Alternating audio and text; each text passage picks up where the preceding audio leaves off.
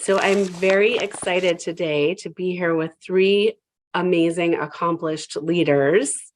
And they are three of the five leaders that collaborated on a book called Aiming Higher. And it's a book, basically the military guide to leadership. And it transcends military and corporate and just basically leadership in general. So we've got Kim Campbell, we've got Jason Harris, and we've got Chris Strickland. Thank you so much for all being here today. I would just love to hear a little bit about how this book came about. We're going to have to defer to Chris on that one. Exactly. So I laugh a little bit because you see we all snickered about that. So the short version is when all of us were in the military, we had our peer groups. We had people like us that are in jobs like us that mentored each other.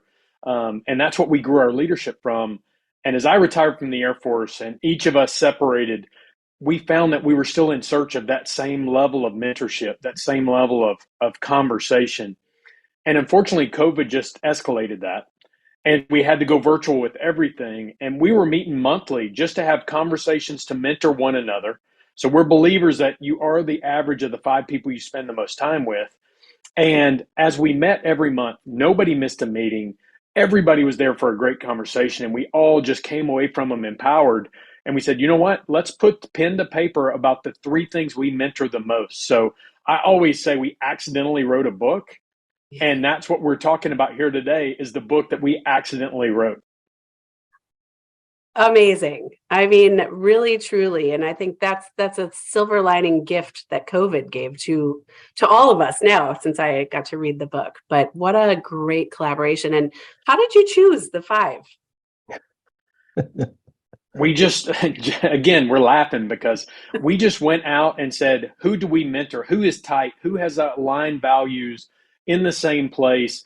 And it was just obvious. It's not like we interviewed. This is not an interview process. We just had the people we were having normal conversations with. And then in one of those conversations, I threw out, hey, let's put pen to paper and let's put it all into a book. And there was a lot of laughing and it was a great project. And where is it going to go?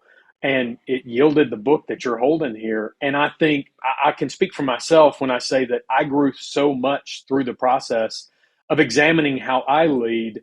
But with the other two people I'm sharing time with here today, Jason, I mean, I always go back to him telling me that most people want to be the most interesting person in the room, but instead leaders need to be the most interested.